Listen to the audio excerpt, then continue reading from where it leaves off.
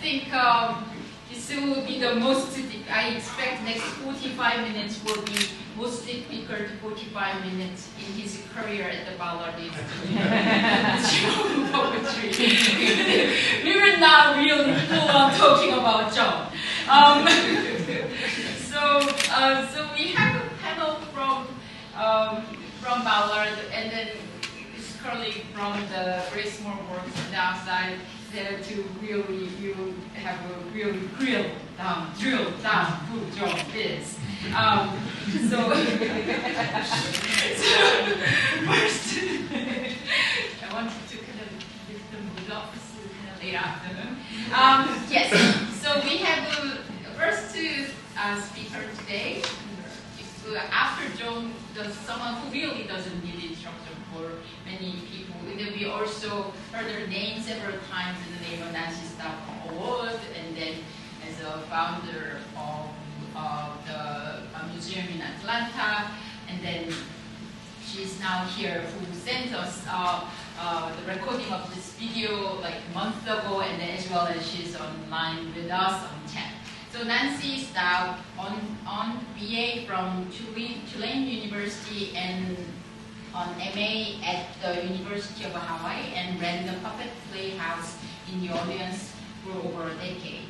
In 1979, she donated her puppet collection to the Center for Puppetry Art, CPA, in Atlanta, where she co-founded the museum with the executive director Vincent Anthony, and now chairs its museum advisory committee. She directed the 1980 World Festival of Puppetry at the Kennedy Center and Smithsonian Institution. Staub served on the UNIMA Executive Committee and contributed to multiple commissions, including research, publication, heritage, and social justice. She was instrumental in establishing the UNIMA Heritage Award and was a planning editor and scientific advisor for the World Encyclopedia of Puppetry Art. She has published extensively on puppet history. And here is Nancy sending a message to John and to us.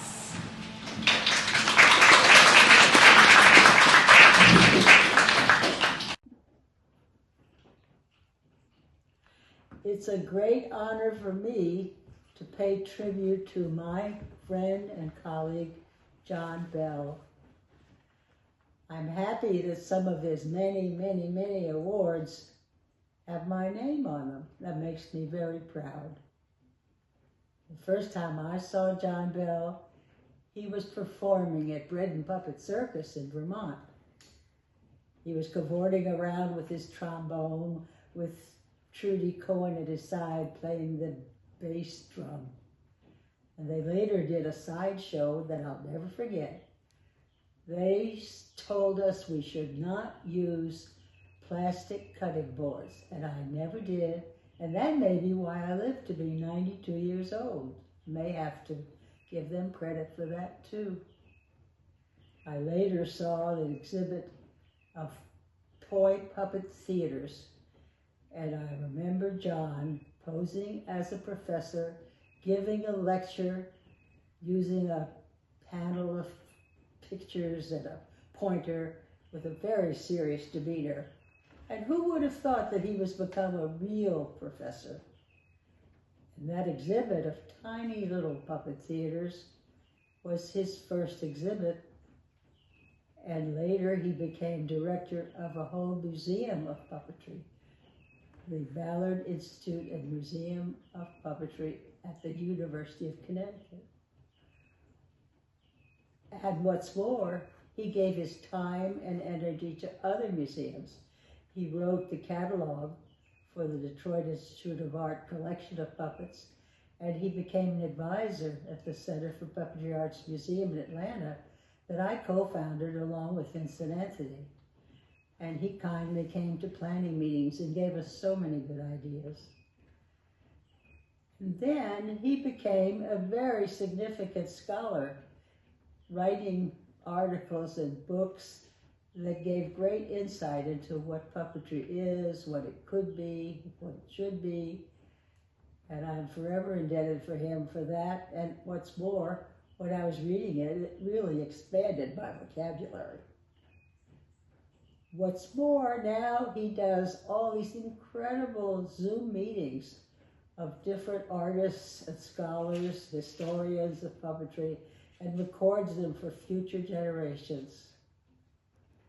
I can't tell you how much I admire what John has done for the world of puppetry and how much pleasure it has given me. And lately I went to an exhibit of West African masks.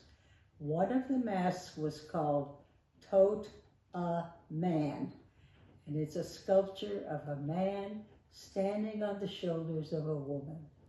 And that made me think of how important John's partner, Trudy Cohen, has been to him and to all of us.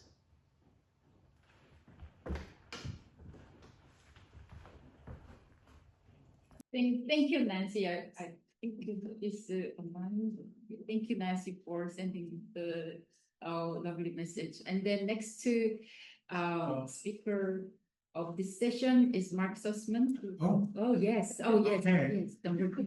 Yes. Is that? Oh. Yes. It's different, yeah. Yeah, he's a theater artist and scholar based in Montreal, where he's a professor of theater and director of Center for Interdisciplinary Studies in Society and Culture at Concordia University. He's a co-founder and co-artistic director of Gracemore Works in New York, currently developing I just learned this word, mycelium and 10 sentences. Mycelium, I learned this mushrooms. Solo cranking for theater and Swiss writer Robert Pers. He founded Cafe Concrete, Montreal's bilingual cabaret for experimental puppetry, which produced on the anthology Moving Parts of Animated Bodies and Objects in Performance in 2021. He has collaborated with Alan S. Weiss, most recently Dance Macabre in 2022. He holds a PhD in performance studies from New York University. Thank you. Real quick, Mark, we were wondering if we could bring the lights down a little bit. So maybe the just for- halogens could just- turn off. Just for Mark's slide, put some drama. just for slide drama. Yeah. Oh, that's There well, it takes a museum director. Okay, thank you all. Can you hear okay? Yes. Can you see? Yeah. I'm going to start with title of this miniature presentation, very short, is called Novel Addenda to the Annals of Object Performance for Consideration by the Editorial Board. And I begin with a quote from Tristan Tzara, Dada artist from 1934, writing about Man Ray's rayograph images, photographs made without a camera. He writes, objects to touch, to eat, to crunch, to apply to the eye, to the skin, to press, to lick, to break, to grind, objects to lie, to flee from, to honor, things cold or hot, feminine or masculine, objects of day or night, which absorb through your pores the greater part of our life. These are the projections surprised in transparence by the light of tenderness of objects that dream and talk in their sleep. What then if theater history were written from the point of view of these dreaming, talking objects, where the boundary between live and non-live is blurred?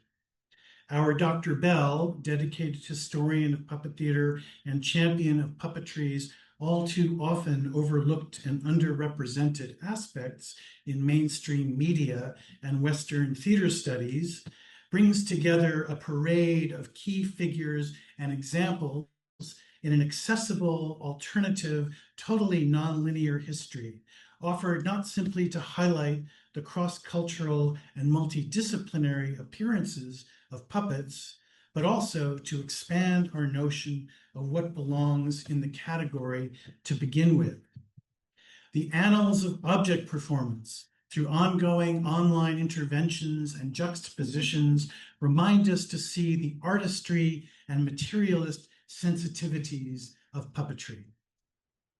In custom-designed automobiles, floats, and flag displays in civic festivals, larger-than-life and digital characters, medieval automata, choreographed everyday ephemera, carnival costumes, masks, machines, and giant and miniature figures of all sorts, especially those featured in political manifestations all the way down to the Pope's shoes. You can see there. The form of the annal, from the Latin word for year, refers to a chronological method, a record in linear time, albeit punctuated by breaks and discontinuities and with minimal explanation, leaving space for historians to ponder.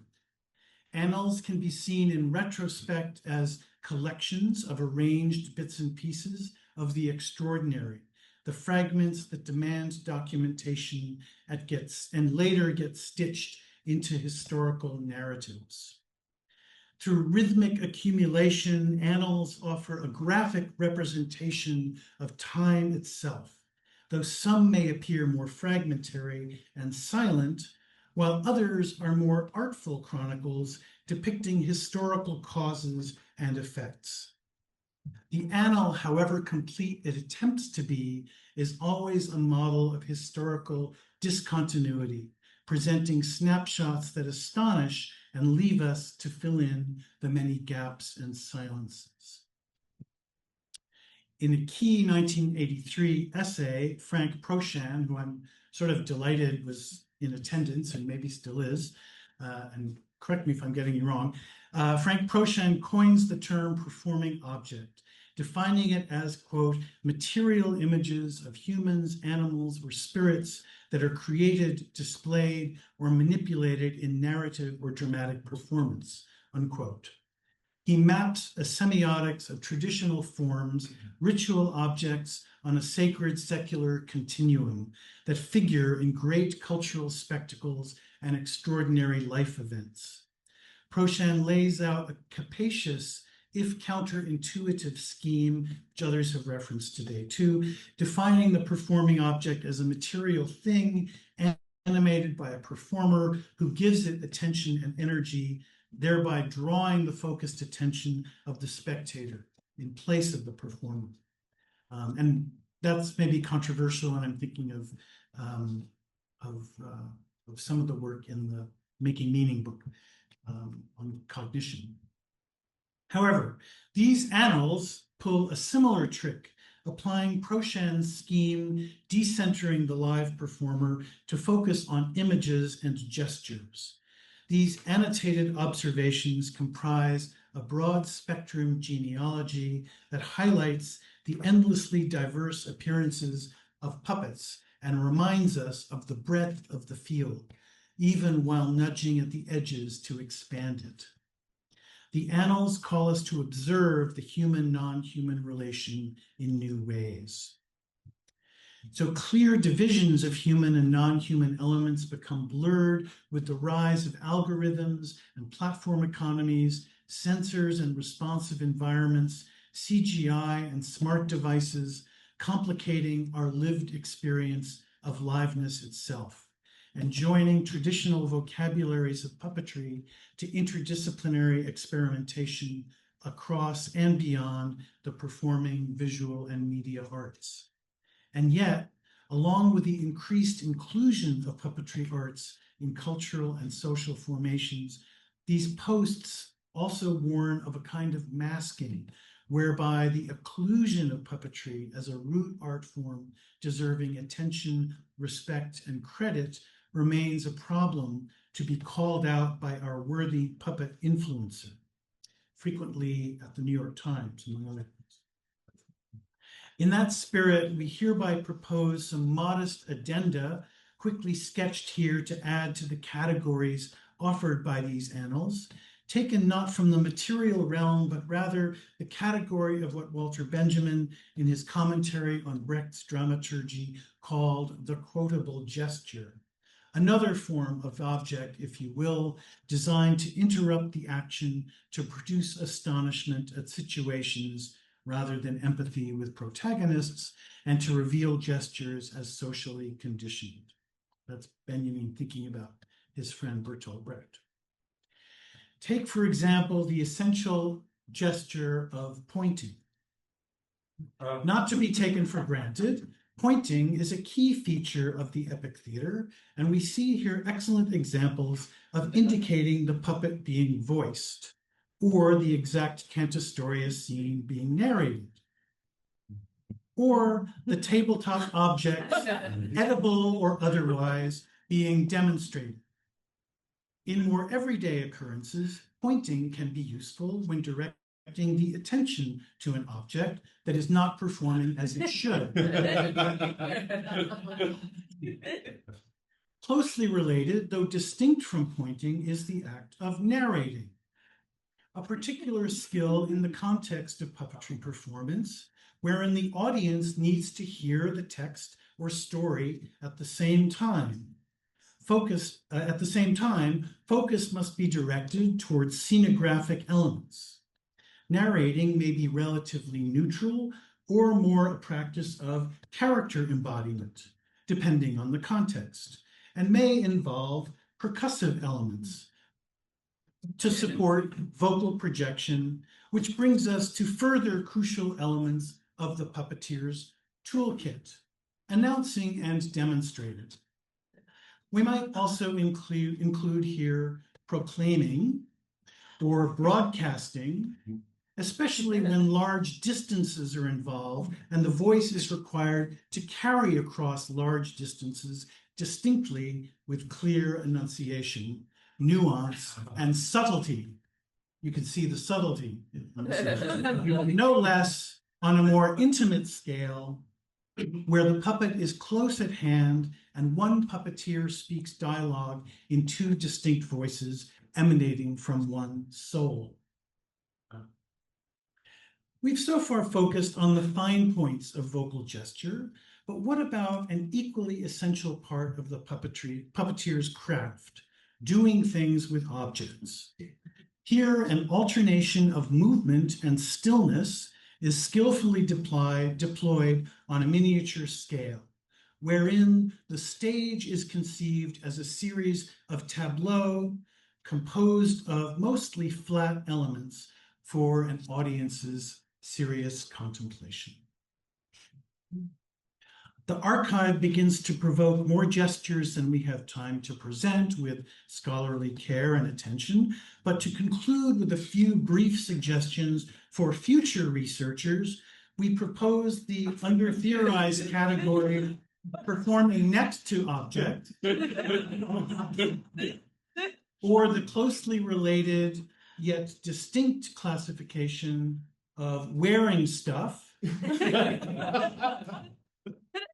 And finally, this expanded imaginary version of the annals might include those flashes of insight where objects disappear entirely, evoked by pure or maybe impure dance, dance where only gestures remain. Thank you.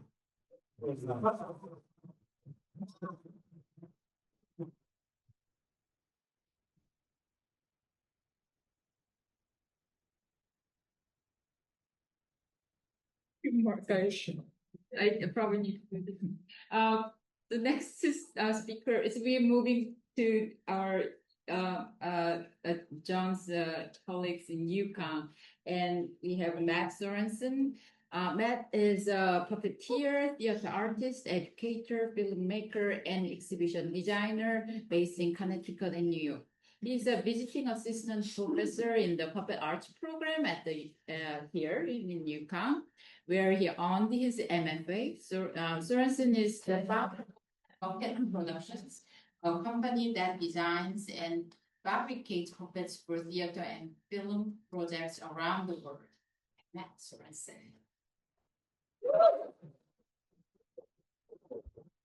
Big pleasure.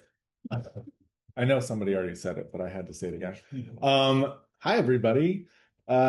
This is very meaningful to me in a lot of ways. I want to thank Min and the committee asking me to share some words about my colleague and friend, Dr. John Bell.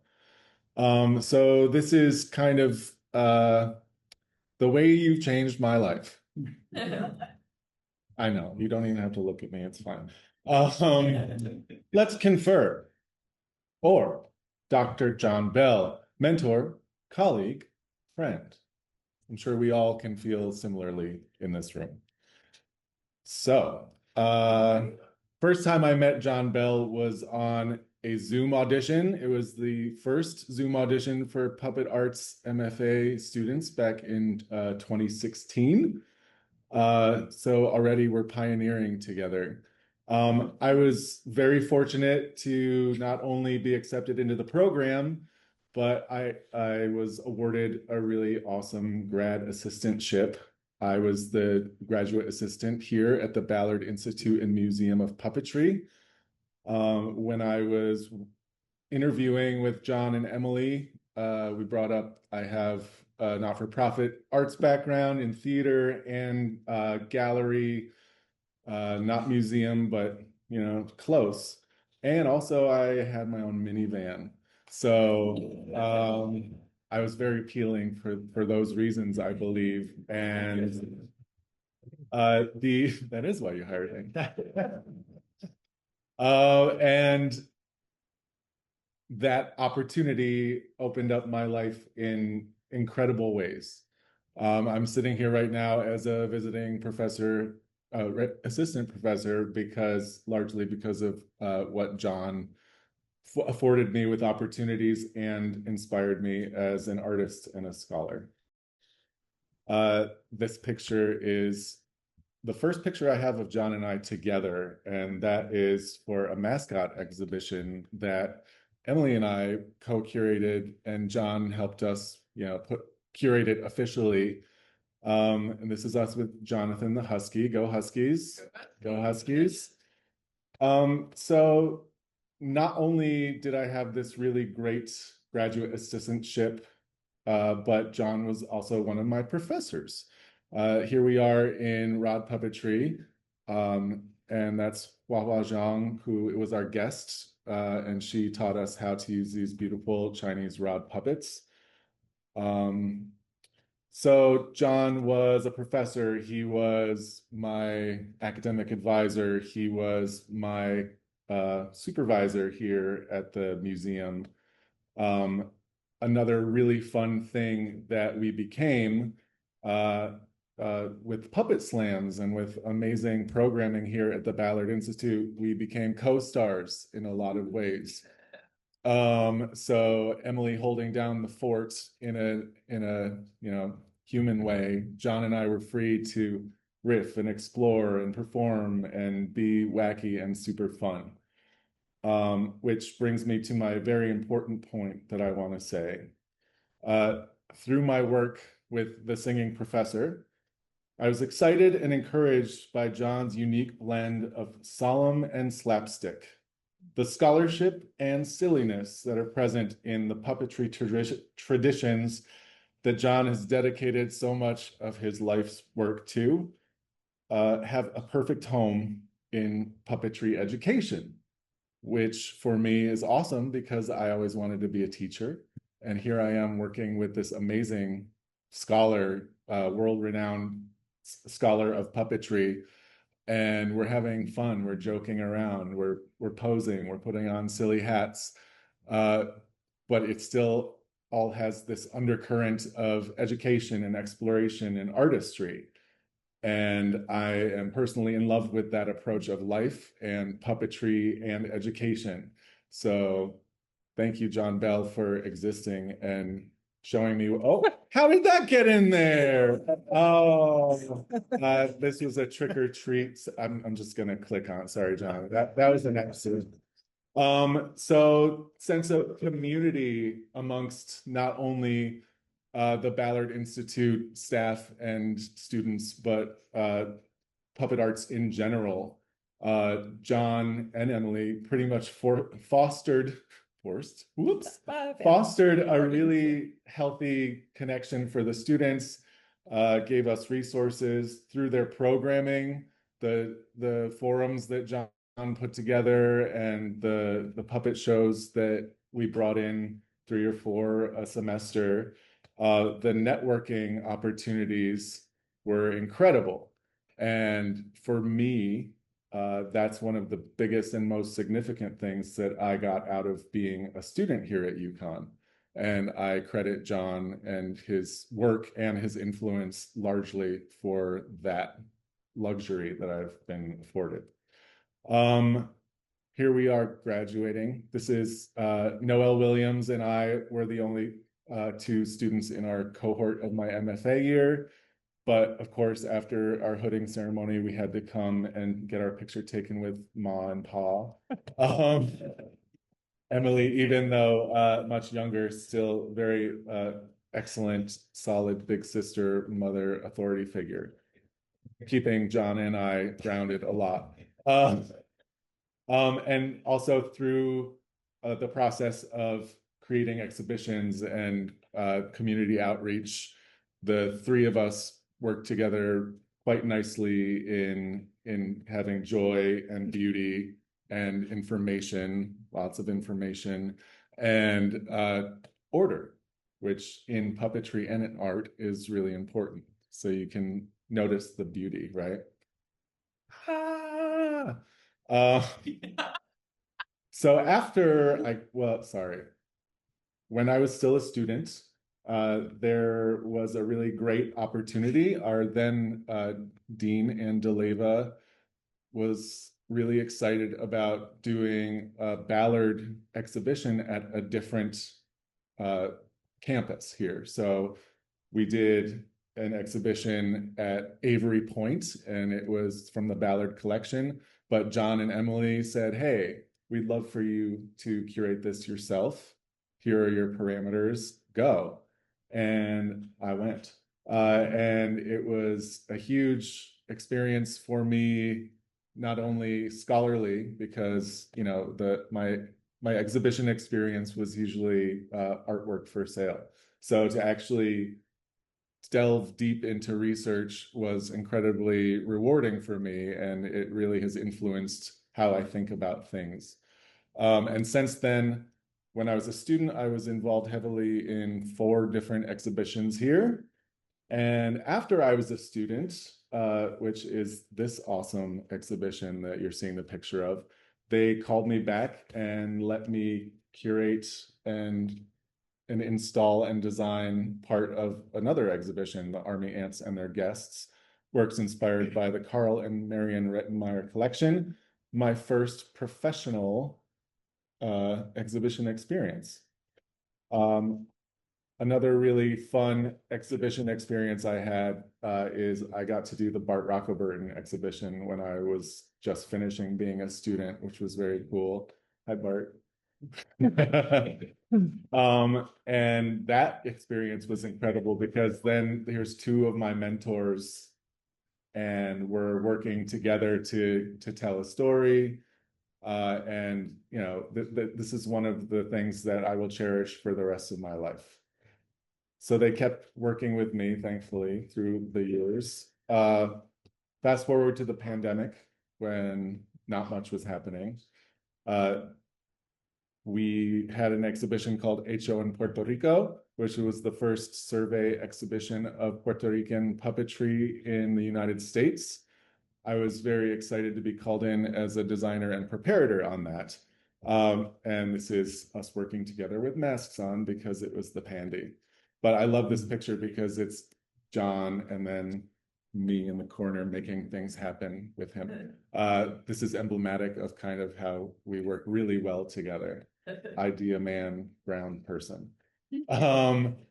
Legends, myths, legends, and spectacle. The Masks and Puppets of Ralph Lee was another exceptional experience for me. This was actually after the pandemic.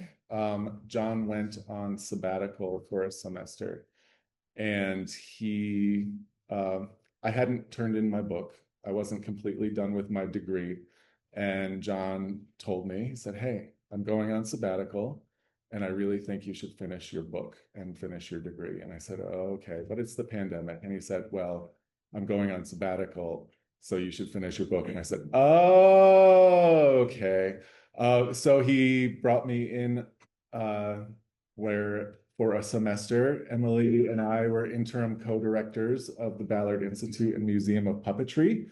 And I was an adjunct faculty member teaching Introduction to World Puppetry for John, which was extremely joyous. I was like, "Oh, right, this is exactly what I'm supposed to be doing." So thank you again for that, for that encouragement. This is right when John got back from his sabbatical. We had a forum where I got to lead the forum and ask John about what he did on sabbatical. So I thought that was a really, like, it was a surreal moment, right? Looking out and looking at him, I was like, okay. But again, this is incredible experiences that no one can buy. So these are some more goofy shots. You know, the tremendous trio of the Puppet Slam, John and Emily and I, and other people. We have Staub and Anthony there with us. That was the Spring Puppet Slam. In case no one is aware of this, we call it the Bimpy Awards. And it's a little bit more like a Hollywood gala than your typical Puppet Slam. So anytime we're in fancy regalia, that's the Spring Puppet Slam. John also is really great about bringing artists to us, the UConn Puppet Arts students. Tarish Jighetto Pipkins is here in this photo with us. And John and Emily brought Tarish here via BIMP, but then Puppet Arts was the benefactor of a lovely pizza party that BIMP threw for us at Puppet Arts, where we could just informally connect with this artist. And this is one example of a myriad of times that this has been afforded us by their excellent stewardship and leadership. Here's some more. These are just really fun. So this is more Bimpies. Sometimes John and I, when we're in show mode, we take what I call our engagement announcement photo. We just look so adorable. This one in particular I really like because on Instagram there's an account called HR Meme and Stuff, and they take it's not Felicia, I promise. They post memes that puppeteers would get, and it's generally UConn puppeteers would get. This is one. So my new show, Flashy Dude, my letter of intent to the Henson Foundation, academic gentleman. This again, I wanted to share this not only because it's funny and we're internet famous, but this is what I think of when I think about John and my relationship. I know he just wants to crawl under his chair right now. Some more great pictures of us, never being wacky, always dead serious. Students, it's my buddy. Oh, this is when John switched from two thumbs to the K-pop heart, and we're adjusting still, like so. And these are, like I said, they're our engagement photo series. But these are all occasions where our work has brought us to joy, right? We're the most fortunate people alive that we get to do this work. We create exhibitions and programming with world-class people and world-class artists from all over. And I don't know where I would be if it weren't for John Bell and his leadership and guidance and his example. Thank you very much, John Bell. You rock. I love you.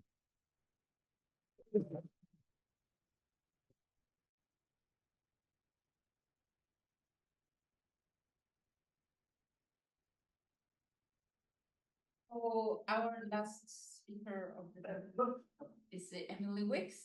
Emily is manager of operations and collections at UConn Ballard Institute and Museum of Puppetry. She received her MA in history and MLIS degree with a specialization in museum studies and archival management from Kent State University in Ohio. She has experience in cultural resource management, historical research, and museums. Before joining the Ballard Institute and Museum of Puppetry, Emily worked for the Shaker Historical Society in Shaker Heights, Ohio, and the ACLU. ACLU of Ohio. So Emily probably know, a lot of people already know that who answers your email, who runs the floor, even now she's on stage, she's still running the floor. So Ballard has been like, I always told Ballard is a 1.5 people operation that the point, actually John being 0.5 because John is split between Puppetry program and the Ballard, where the one person has been Emily, who's doing a lot of things. And then she, I don't know, like probably for the first time you see you on stage. I was actually thinking it is the first time I've been on this stage, so forgive me if I'm a little nervous. I don't usually come out from behind the camera. So it's your opportunity. Right. It's your. I mean, I'll only get on stage for very specific reasons, and Yeah. I think celebrating John Bell is Yeah. that reason, right? Okay. So I have had the honor and pleasure to work alongside Dr. John Bell for what will be 12 years next week. So as a quick background, like Min said, I came from Connecticut, I came to Connecticut and UConn from Ohio, straight out of grad school. I have a background in history, anthropology, museum studies. So when I came to UConn, I thought I had no background in puppetry or theater, or so I thought.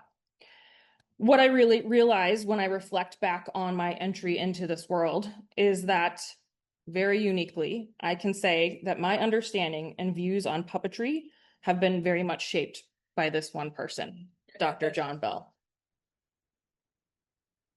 He has truly taught me what I know about puppetry and puppeteers, so I thought today I would consider some of those important lessons that I have learned from John Bell. So number one is anything can be a puppet. When I made my 9-hour drive to Connecticut to the interview at Depot campus, I was terrified and a nervous wreck and felt like I answered all the questions wrong. I can't tell you anything that was actually asked or said in that interview, except for that I remember John telling me that anything can be a puppet. That statement has stuck with me for this decade, so much so that even my husband will remind me at the dinner table when he turns napkins or a salt shaker into a puppet that anything can truly become a puppet. So through our exhibitions and programming, John has truly shown me that anything can be a puppet. Ooh. Do you remember when he was obsessed with Yeah. Kate? Thank you. What? Oh, yeah. Exactly. So for me, the broad definition was the norm because I worked alongside John Bell. But what I've grown to learn is that not everyone would agree. I still remember several years ago being in a meeting with other puppeteers and seeing them have a debate over whether masks would be considered puppets. And to me, I was flabbergasted that anyone would question if a mask is a puppet or not, because I inherited from John Bell this broad, rather interdisciplinary definition of puppetry. His viewpoints encourage collaboration within a university setting, drawing in faculty and students who might never think their world would overlap with this world. Oh, I don't know why some of these are turning blurry. Imagine these are ants here. So just ask the ecology and evolutionary biology and natural history folks who were so skeptical of creating ant and ant guest species as puppets, but who are now some of our favorite collaborators and who come to us asking to collaborate. With his work here at the Ballard Institute and as a professor, John strives to expose puppetry students to unique forms of puppetry, artists, scholars, and to encourage everyone to think about puppetry in ways they hadn't before, to be inspired in ways that they hadn't been before. He helps make connections between history and present day, different puppetry styles, and different cultures. He shows us why a puppeteer should have an understanding of the vast forms, histories, and practices to better understand their own work and make informed decisions.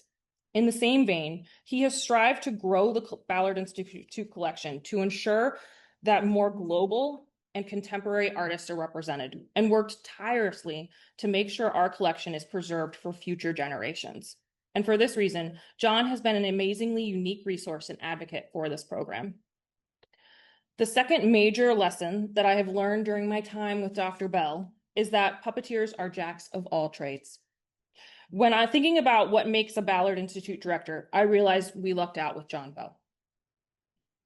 I don't know what's happening here. Okay.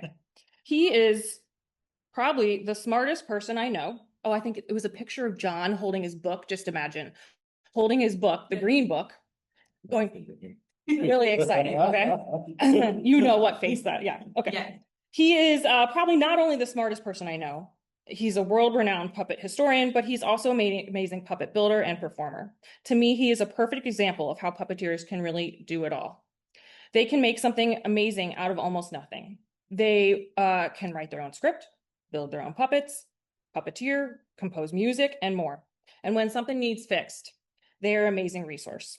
John is not only an academic, but he is a talented musician, handy with his Swiss Army knife, and has an impressive knowledge of knot tying. He has a mastery of all things cardboard. He can stilt walk, although I could not find a photo of you doing it here at the Ballard Institute, and the list goes on.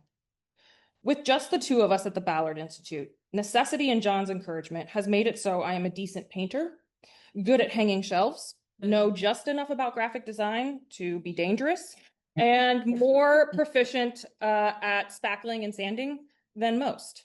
These are the times that I feel my inner puppeteer coming out. One amazing thing about John and working with John is that he has a can-do attitude.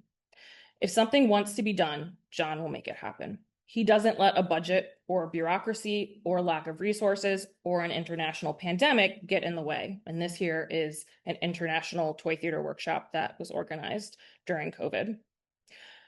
Where I might get bogged down with logistics, you may have seen that when I'm sweating over there with the tech running the Zoom, John sees possibilities. And while I think we often balance each other out, his let's make it happen attitude has rubbed off on me. And something that I hope I can continue, because part of puppetry is making it happen. It might not be perfect, but nothing ventured is nothing gained. And with John at its helm, the Ballard Institute and UConn has gained a great deal. The last thing I will talk about is how John has shown me that puppeteers are humble, kind, supportive, and quirky people, which can make them amazing colleagues and collaborators. It is easy to forget how truly accomplished John is because he is so humble, supportive, collaborative, and at times goofy. We saw. You had some really good ones. If you hadn't realized it yet, this man is pretty famous and in the puppetry world. Joe Therian, Puppet Arts alum and in our exhibition, recently shared with me that he had asked someone if they had met John Bell before. And this person, with shock and awe, responded, "Meet John Bell? He's famous." But to all of us, he is just John Bell, giving out thumbs ups and doing viral dances and being goofy. Yeah. And they're singing about toy theater. This is where we could sing the song, but I won't. No. Okay. He makes students and colleagues comfortable to share their opinions, ask questions. Reading a pop-up. Okay. He makes students and colleagues comfortable to share their opinions, ask questions, and disagree with him. He is not afraid to admit if he doesn't have an answer, and he is the first to ask questions to the entire theater community and puppetry community to find information. Who has seen his Facebook posts to get information about a puppet or answer someone's question? He is there to help people out and ask questions. He is brilliant enough to curate every exhibition at the Ballard Institute, but he knows that bringing in different perspectives, voices, and artists makes the Ballard Institute stronger as an academic organization and more representative of the diversity of artists and forms of puppetry. It has allowed me to work alongside and learn from amazing artists such as Dr. Paulette Richards, Ralph Lee, Amy Trumpeter, Annie Rollins, Manuel Moran, and Deborah Hunt, Sarah Peaty, and the list goes on. When you take a step back, you realize John has curated an amazing community and team of puppeteers for such a little museum. But that has given the Ballard Institute credibility as an internationally known hub for puppetry. He is able to do this because he loves collaboration, learning from colleagues, and is respected by artists around the world. Being such a small organization, John is not above any task and will stay until a job is done. He has been scrubbing schmutz off the floor when the VP of the UConn Foundation walks in with a group of donors. And it might have been a little confusing why the museum director is on the floor scrubbing. But that's not a weird thing for us. And when we hosted the UConn Winter Puppet Slam across campus, he himself, at 11 p.m. at night, in the middle of winter, I'm not exaggerating, schlepped a 12-foot ladder across campus by himself. He seemed surprised, though, when I was surprised to see him just walk in the door with a 12-foot ladder in the middle of the night. But again, that's John Bell for you. And even today, he is always the last one to be adjusting the schmatas on the table just to make sure they look good. And if you didn't tell, his Yiddish has rubbed off on me as well. But that is just the kind of person John Bell is. Besides being the leader of our team, he is part of it. Oh, and this is him inside the glass. That's one of his favorite tasks, going in there and adjusting the lights. Okay. It is truly hard to describe what it is like to work alongside John Bell. I am definitely not doing it justice. What I can say is that I've never met someone that elicits the same positive, joyful reaction from anyone when they mention him or they get the chance to meet him. His brilliant mind and academic acumen, fierce passion, loyalty, and advocacy, and joyful, silly attitude leaves a lasting impression wherever he goes. And this is especially true for me and the Ballard Institute and Museum of Puppetry. Thank you, John, for teaching me what it truly means to be a puppeteer.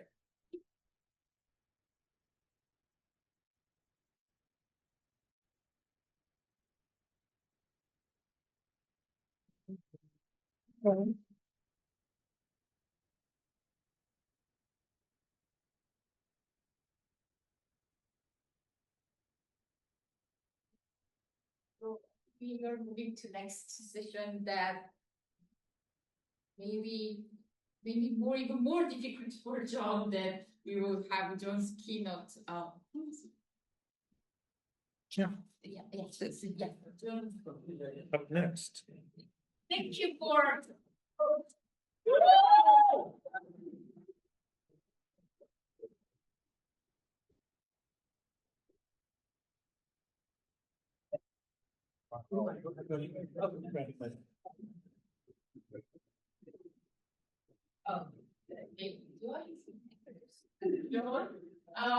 I think yeah, I do have his bio here.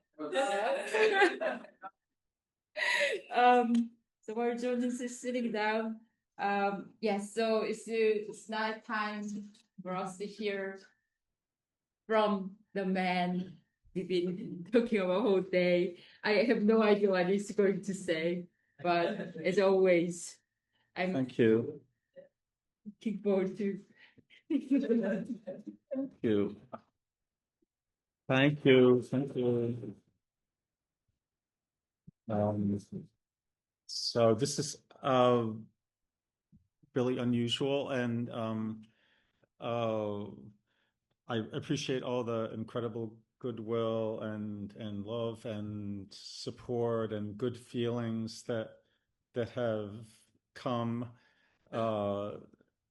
this way, and I just want to share it back to everyone, that's what should happen.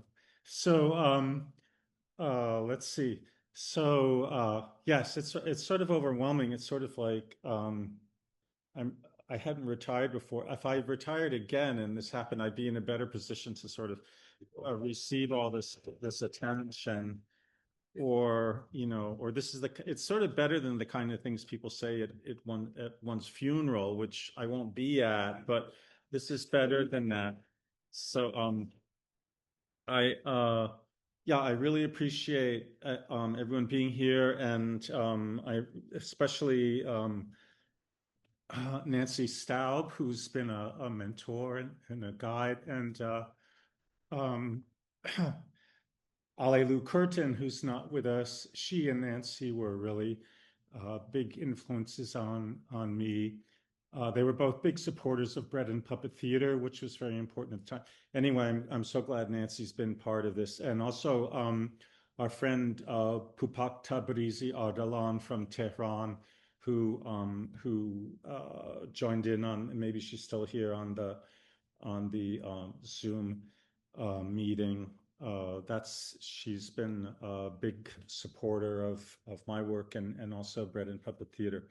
So yeah, so I'm supposed to talk about myself, which is kind of funny, and this event is funny because it quietly insists that you look back and hear about what you've done, and which is ironic because puppeteers often take up our form of theater because while we might appreciate performing, we like to do so without always focusing attention on ourselves. It's like, as Mark pointed out, there's a lot of look over there, and because that's important. But I appreciate how this event suggests one consider, as David Byrne once asked, well, how did I get here? So I got here, thanks to thinking of what Nancy said, I got here because of my wife and partner, Trudy Cohen, the brilliant theater artist, producer, and organizer, among many other things, and our son, Isaac Bell, a visual artist and musician.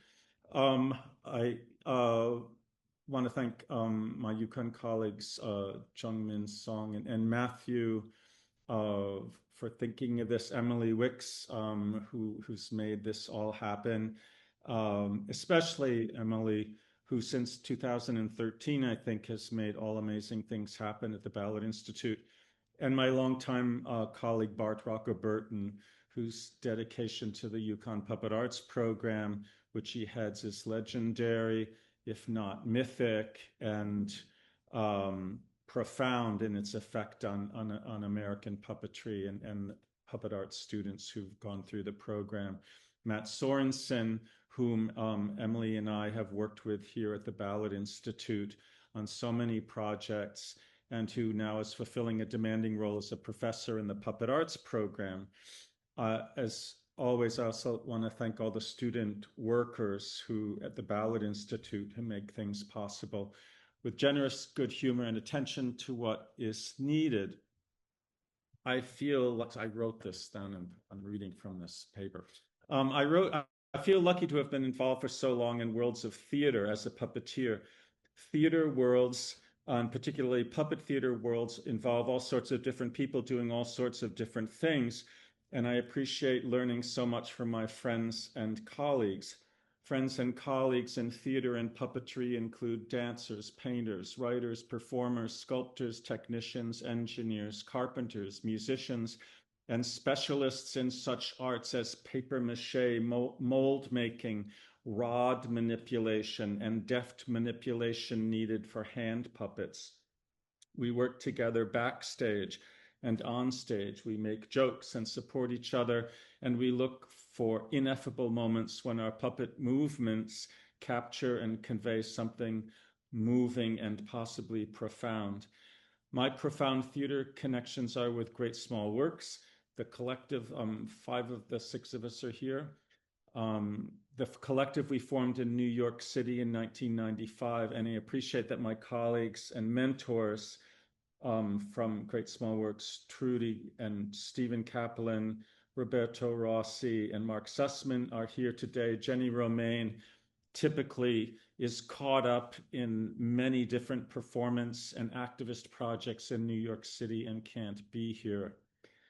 The worlds of theater and academia are highly diverse, with so many different kinds of people, types of people, so many queer and gender diverse folks, and so many women leaders. Pretty much all of my bosses in my teaching experience have been women, as is now the case with Deanna Fitzgerald, our dean, and our department chair, Megan Rivas. And also such visionary leaders as Anne DeLeva, who support an understanding of the Ballard Institute as the Dean of the School of Fine Arts here, and then as the Provost of the university, has been inspiring and practical.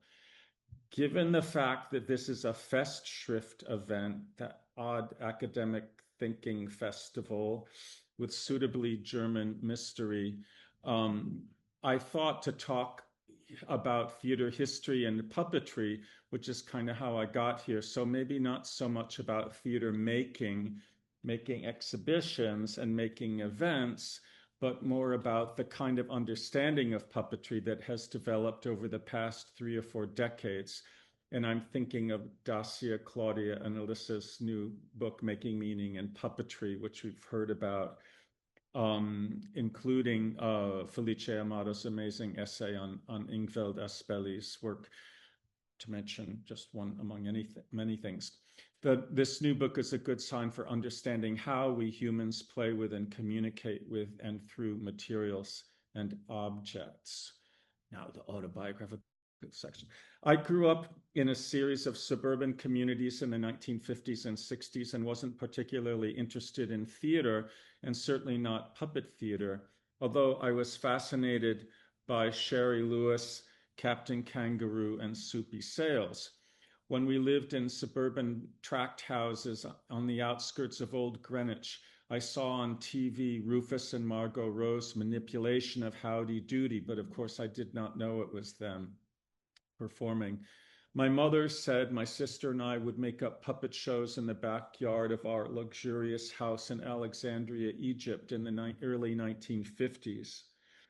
By the time I got to high school, I was ready to be intrigued and exhilarated by studying, but also by music and drama and the homemade musicals our music teacher, Mr. Trier, wrote and directed, often pastiches of Gilbert and Sullivan, but also his own musical adaptation of a short story by Nathaniel Hawthorne. And he introduced us to sacred harp music. At Middlebury College in Vermont, I was an English major, but also drawn with some of my friends to the theater program and acting. I played Polonius in Hamlet, Hedda Gabler's husband, Tesman, a nondescript character in an open theater-influenced production of Alice in Wonderland, and either Solange or Claire, I can't remember, one of the maids in Genet's The Maids, which seemed to be a very daring thing to do. My own sense at the time was that I was not a good actor, and that acting, and later I realized it was in particular US acting methods, as well as the whole siloed and segregated nature of that theater world into strictly separate categories of actors, directors, playwrights, designers, costumers, carpenters, and stage managers, was not something I felt particularly Hamish about. And then it was the experience of watching bread and puppet theater at my college that made me say, aha, here was a theater that above all, that didn't seem to involve acting as I had been experiencing it, but instead movement, music, words, and above all, stunning images created simply and effectively by oversized masks and undersized objects. This is the way I wrote about one of those experiences in the foreword to Making Meaning in Puppetry, which you've heard about. I always knew I loved theater. I initially found outlets for this love in high school, but by the time I went to college in the early 70s, I found live actors theater to be too difficult for me and too limited. And so in the early 70s, the war in Vietnam was going on, and students were pretty much against the war. We were going to demonstrations, getting arrested. turning in our draft cards, after the Kent State and Jackson State massacres, taking over the campus. Anyway, that was the environment. Things changed when I saw a bread and puppet theater performance about the US bombing of Laos that took place in the college gymnasium, not in a theater. It included black-clad puppeteers pouring a can of rusty nails through the gaping mouth of an oversized gray and toothy demon. The nails poured down to the floor onto a tiny flat cutout house with miniature figures in front. This stuck in my mind as it does to this day. I can visualize it even now as a forceful crystallization of the anxieties we students all felt as we tried to understand the Vietnam War and our connections to it. I began working with bread and puppet right after college, also not knowing quite what else to do. My learning, and then I thought to include, well, yeah, could read the foreword to the book for more. It's great. My learning from bread and puppet has been about the possibilities of puppet theater, about movement, music making, dramaturgy, collective work, and above all, the possibilities of work that addresses issues concerning us every day. Although I first worked with bread and puppet when they were at Goddard College in the early 70s, after graduating from Middlebury, it was following the theater's move north to Glover, Vermont, that Trudy Cohen, two other puppeteers, Michael Romanishin and Barbara Lieber, and I became the core of a new company which stayed intact for the next 10 years. Peter Schumann, the intriguing and charismatic director, sculptor, painter, etc., directed shows with us, all kinds of shows, street shows, parades, processions, puppet circuses, indoor proscenium arch stage shows, my favorite form, giant outdoor pageants, and day-long festivals. Our materials were wood, paper, clay, metal. Cheap art, bread baking, which I never really involved myself in too much. Our busy touring schedule took us across the US in school buses, but we made most of our income touring in Western and Eastern Europe and sometimes Central and South America. I learned, especially in Italian cities, which each had a theater in the city center that was as important to the community as a baseball or football stadium is to US cities. I learned that theater is not simply the business of entertainment, but the representation of a community's culture and history, which was something to think about. I also met artists and thinkers who seemed to take quite seriously the different kinds of theater, dance, and art being created then, as if these were new incidences of creation in the long path of centuries of such invention in cultures across the world. And these new incidences were important to experience and consider. In the US, Grace Paley, George Dennison, and Stefan Brecht all wrote about such subjects and were able to write convincingly and insightfully about bread and puppet performances and why they worked. George Ashley was organizing and representing downtown artists like Robert Wilson. Maurice Blanc and Margot Lee Sherman were downtown actors who also played principal roles in bread and puppet productions. In France, Christian Dupavillon was an architect and theater designer who later created spectacles as an impresario in the French Ministry of Culture. And Geneviève Youyaz was a Paris-born actress who brought her high standards for all aspects of theater to bread and puppet work. And all these French folks had gone through 1968 in Paris, which is a very revolutionary moment. It was interesting to be part of a theater world that included vibrant companies like the Living Theater, Charles Ludlam's Ridiculous Theater, Robert Wilson's Bird Hoffman School of Birds, all in New York City, and El Teatro Campesino in California. There were dynamic theater institutes, this is like so looking back, halcyon days. There were dynamic theater institutions like the Maison de la Culture in France and desperately innovative Schauspielhauses in Germany and driven intellectual directors of German and Italian theater like Luca Ronconi and Klaus Peimann. Similarly inclined theater groups in Europe, such as the Oden Theater in Denmark, Pina Bausch's Tanztheater Wuppertal in Germany, the Grand Magic Circus in France, Welfare State International in England, Django Edwards and Friends Roadshow in Amsterdam, Els Comediants in Barcelona, and Augusto Boal, then in exile in Paris from Brazil, and figuring out what theater of the oppressed might be.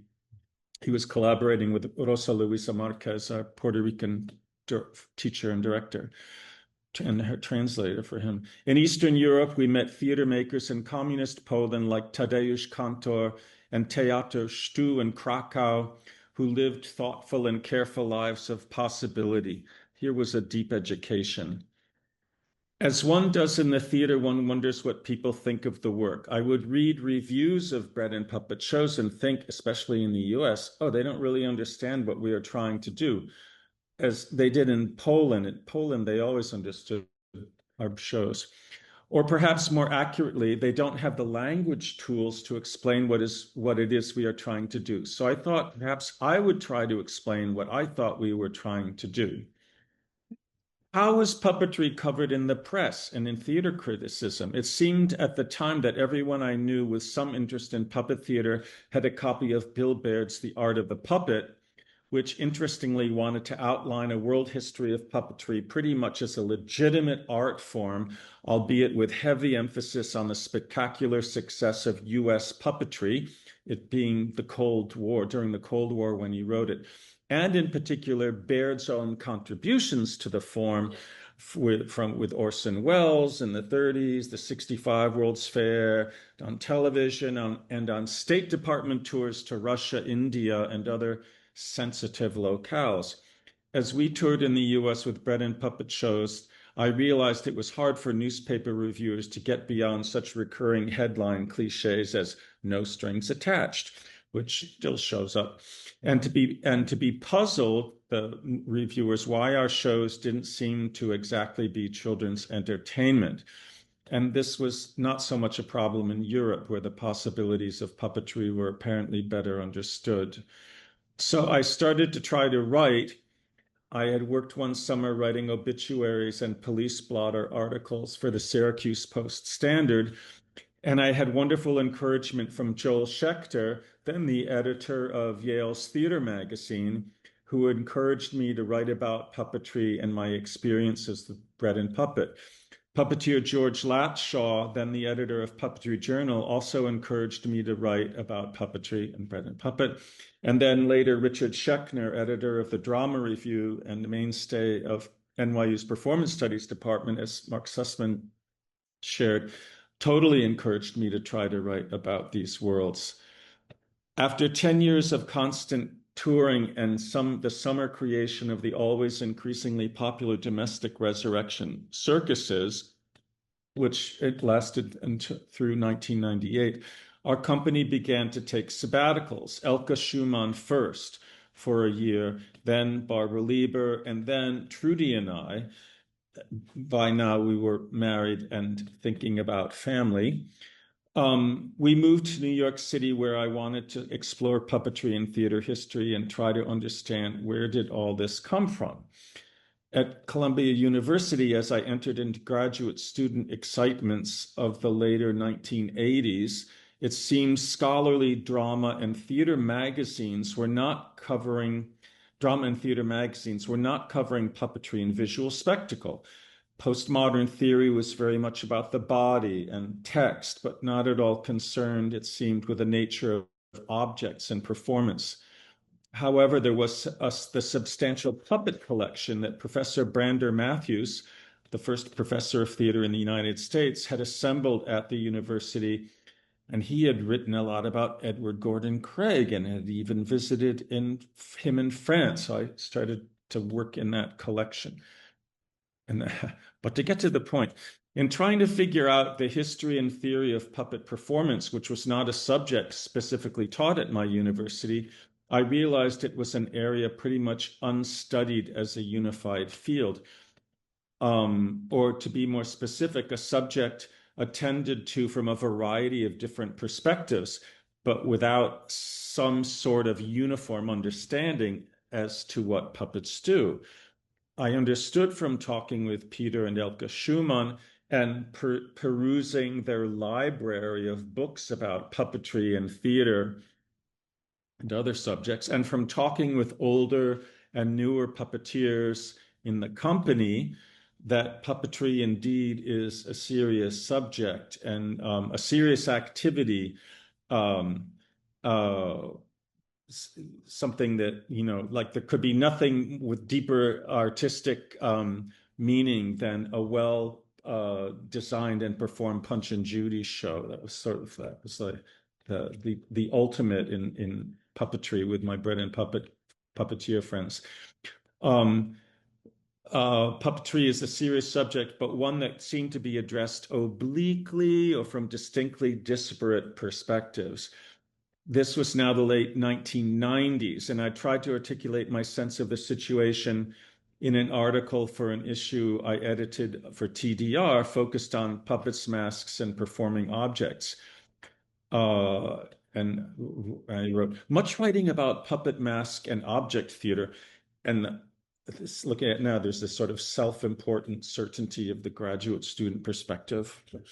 Most writing about puppet, mask, and object theater is not distinctly defined as such, I wrote. Instead, it often appears within the various literatures of folklore, anthropology, semiotics, art history, theater history, drama, and performance studies, and Dacia and Claudia were referring to some aspects of that too, which I found fascinating.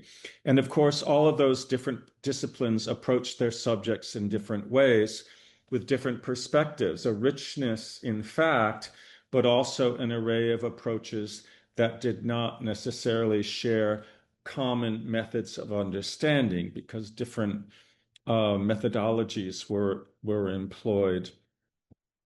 And what I was attempting to articulate was how puppetry had been considered in the past and the paradox of puppetry's identity, as I understood it to be, particularly in the US, as both ubiquitous, thinking of what the Annals of Object Performance, which Mark referred to, has tried to get at, both ubiquitous and invisible, like puppetry doesn't exist. Or I think I wrote, once I talked to a student's mother at NYU, and she said, "Oh, what is it like to be involved in a field that's dying, is going to disappear?" Postmodern and post-structural theories animated my drama and literature classes, with major attention going to the body and text, which I already said, but not so much about objects and the material world and performance, and hardly at all puppets specifically. There were some clues. My dissertation advisor, Martin Meisel, who was a George Bernard Shaw scholar, told me about Heinrich von Kleist's proto-expressionist 1810 essay on the marionette theater. And he later mentioned in passing how Eric Bentley had written about post-war Sicilian marionette theater in 1945. My graduate student colleague, Susan Manning, was researching the 1920s Ausdrucktanzen of Mari Wigman, including Wigman's extensive use of masks. And another fellow graduate student, Roman Pasca, told me about the bound editions of Edward Gordon Craig's The Mask, which one could find in the stacks in Butler Library. He also alerted me to the existence of Frank Proscien's special 1983, it was actually a quadruple issue of Semiotica published in Holland, which was devoted to a new category of things, performing objects, which seemed to include puppets and masks and every other possible use of the material world and performance. Again, semiotics, the study of signs, was a subject mostly addressed at that time as a predecessor to postmodern literary theory. That happened in the past, but now it's about Foucault and Derrida, etc. But Proscien, if you're listening, Frank, thank you very much. Proscien, a folklorist and anthropologist, was applying its theories to the material world and performance, and citing early 20th century work from the Moscow and Prague linguistic circles as modern approaches to puppetry and its related forms as a cohesive whole. Prague being the place where RUR came from, as I think Claudia talked about. Is that right? No, Paulette. No, Colette. Paulette, not Paulette. Huh, good. Prague School and Moscow School linguistic theories, developing modern approaches to puppetry and its related forms as a cohesive whole which could be understood, and its particular histories and contemporary appearances by looking at how such objects communicated and how their means of communication differed from those of texts and performances of the body. Proshin's work for the semiotic issue, and particularly his, this is getting, it seems to me it's all very dry, but whatever. And particularly his concept of performing object, which Mark quoted, material images of humans, animals, or spirits that are created, displayed, or manipulated in narrative or dramatic performance, made sense to me because my own experiences, particularly but not exclusively with bread and puppet theater, had showed me that the principles of puppetry were not limited to hand puppets, rod puppets, and shadow theater, but to a wider global and historic range of things used to communicate, like those little paper cutouts that the bombing of the plane of jars, the nails are falling on. In the meantime, digression, in 1995, 6 of us started our Great Small Works Theater Company, which created community performances at PS 122 called Spaghetti Dinners and big and small spectacles, including a new interest in toy theater. And a miracle happened, the birth of our son Isaac. Trudy was working at a women's rights law firm. I started writing downtown theater criticism for a magazine edited by a Columbia friend. We were part of a larger downtown New York puppet community that included Paul Zaloom, Janie Geyser, Roman Pasca, Julie Taymor, Mabu Mines, and lots of other people. It seemed to me, end of digression, kind of. It seemed to me that this range of approaches to puppetry theory and criticism included 19th century symbolist interests in understanding puppetry's popular appeal and possibilities as a modern art form, manifestos and other writings by early 20th century European avant-garde practitioners that Didier mentioned, and also Dacia, who embraced puppetry's links to non-Western theater, traditional European popular theater, and the object-centered realm of machine aesthetics. The efforts of semiotic theorists in Moscow and Prague, such as Pyotr Bogotyrev, who wrote in 1923 Czech puppet theater and Russian folk theater, Yuri Veltrushky and Jindřich Honzol. Also early 19th century folklore and anthropology studies of popular culture in Europe and beyond. 19th century studies of Native American culture and performance, which necessitated attention to masks, puppets, and objects in performance. Early and mid-20th century puppet histories from the US by Marjorie Batchelder, Paul McFarlane, and others, which attempted holistic coverage of the form. And finally, the rich body of European and US work analyzing puppet and object performance in Asia and Africa. I'm thinking John Amy in the room right here, major presence, commenced in the shadows of colonialism, but continuing this analytical work, continuing in more complicated contexts now. A rich array of resources, certainly, but many different things. I tried to bring things together in my own mind with a dissertation about late 19th and early 20th century avant-garde puppetry in Europe, as my colleague Matthew Cohen mentioned, and then tried to continue writing while adjunct teaching in New York City in the Northeast, and always working on performance projects with Great Small Works. It's sort of like a long version of my obituary or something like that, but just kidding, making a joke.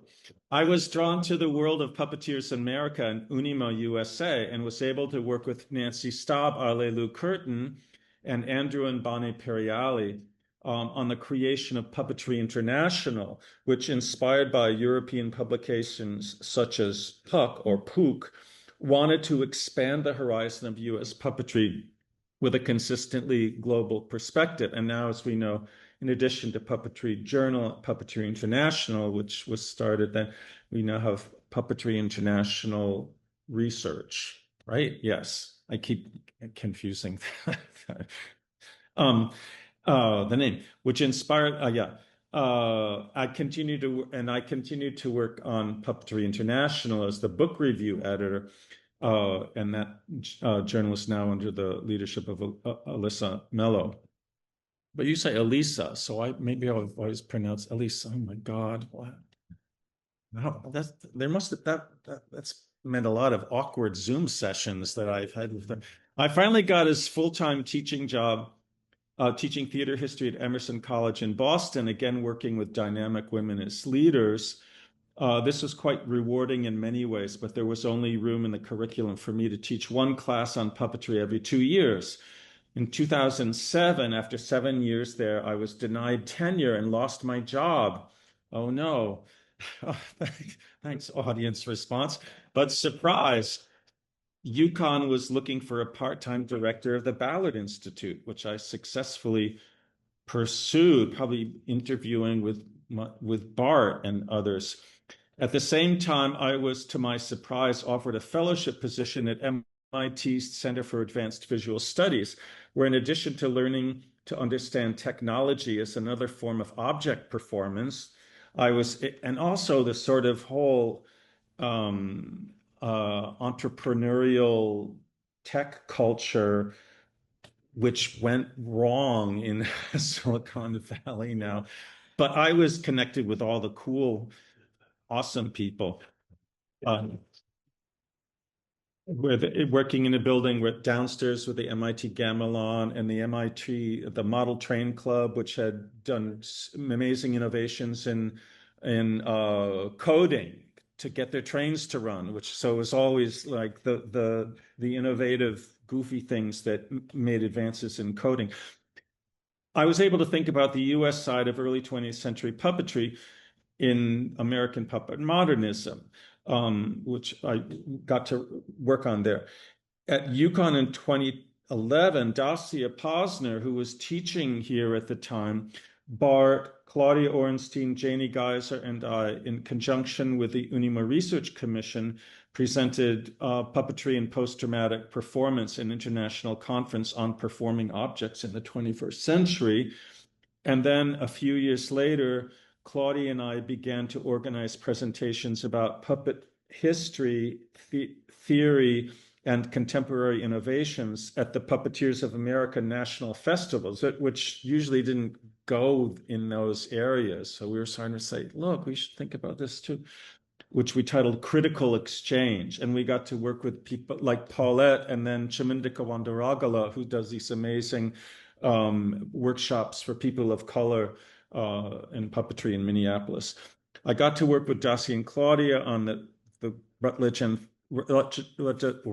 Companion to Puppetry and Material Performance, which has been referred to as the Green Book, which wants to lay out a deeper, more methodical ways that puppets, masks, and performing objects are part of our collective global history. Trying to think of how I got here. In 2013, my work at Ballard, UConn became full-time as I added teaching to the puppet arts program to my Ballard Institute duties, and further learned how Bart has led the puppet arts program in a way that's always paying attention to the needs of the students and the rigorous attention to puppetry education, such that the graduates of the puppet arts program are uniformly recognized. For example, my dear friend and colleague, Stephen Kaplan, from whom I learned so much, as highly trained and capable leaders in our field, also innovative and spirited. Most importantly, in 2013, Emily Wicks arrived at Ballard Institute, also known as BIMP, fresh from graduate school at Kent State University, at which point our staff size tripled from one half-time position, me, to a 1.5 person team. And Emily's generosity of spirit, superior organizational skills, clear-headed vision, and generous tolerance of wacky puppeteers such as myself have allowed us to do amazing things together. We have been able to mount exhibitions, performances, and other programming reflecting not only the work of Frank Ballard and UConn alumni, but also the kinds of puppet, object, and mask theater that have interested us all along and which have celebrated puppetry and technology, the work of Frank Ballard, American puppet modernism, global puppet history, puppet photography, Latin American puppetry, Chinese shadow theater, Indian shadow theater, African American puppetry, the Bread and Puppet Press, Crankies and Cantastorias, and then artist-focused exhibits of the work of Amy Trumpeter, Bart Rocco Burton, Maurice Sendak, Ralph Lee, and Paul Vincent Davis. Guest curator Paulette Richards has brought to us exhibitions focused on African American puppetry in the Wonderland Puppet Theater. Our colleague, Dr. Jungmin Song, curated exhibitions on Shakespeare and puppetry and Taking Care, Puppets and Their Collectors, and the challenging subject of puppetry's racial reckoning, which probably now you can't do that under the current administration. Maybe you can. Yeah, we can. Why not? Matt Sorensen, in addition to curating the Ralph Lee exhibit and other things that he mentioned, curated a traveling exhibit of Frank Ballard's work at UConn's Avery Point campus and the current UConn Puppet Arts Alumni Exhibition. And then in collaboration with UConn's Department of Ecology and Evolutionary Biology and the Connecticut State Museum of Natural History, we presented the Army Ants in a guest exhibit, which Emily and Matt, I think, both talked about. And these exhibitions brought with them accompanying puppet forum discussions, related puppet performances, and the occasional mini festival.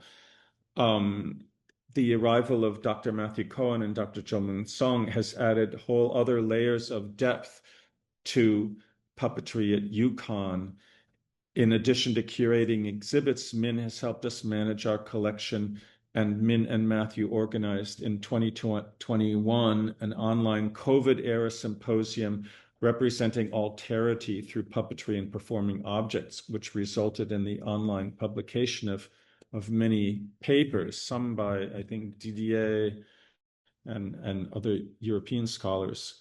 So I did want to mention that, and looking at this book, this special issue of TDR that I edited in 1999, actually the book version that came out a year or two later, and thinking about what was happening in puppetry in the year 2000, which is 25 years ago, apparently, that so a lot of things are the same. And in thinking of today being the No King's Day, part of what I wrote about, and I don't have it with me, so I can't read it, is about political repression of puppetry in the city of Philadelphia during the Republican National Convention. And friends of ours who had gone to do a big puppet build for political street demonstrations and puppets being infiltrated by the Philadelphia Police Department, who were agents provocateurs and urged them to do illegal things like spray anarchist A's on the sides of buildings, etc., ply them with free beer and stuff, and then arrested all of them and threw all the puppets in a trash compactor.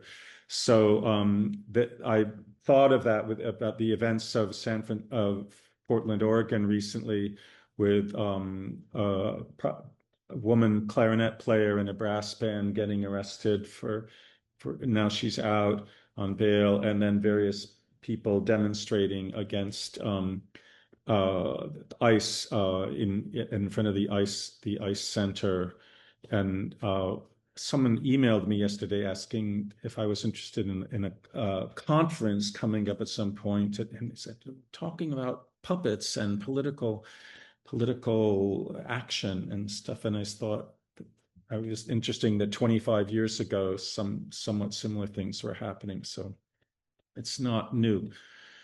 So, end of that digression. Now we are benefiting from a plethora of amazing work from puppetry scholars, so many of whom are here today in person or digitally. I hope I might be able to support these. Oh, they are adding to our understanding of puppetry's past, present, and future in mind-boggling ways, enlightening ways. I hope I might be able to support these colleagues' work as it continues to enlighten and fascinate us and compel us to keep trying to figure out what puppets do. So I'm deeply grateful for everyone's presence here. Appreciate learning from all of the presentations and look forward to being part of such investigations and puppet shows to come. Thank you very much.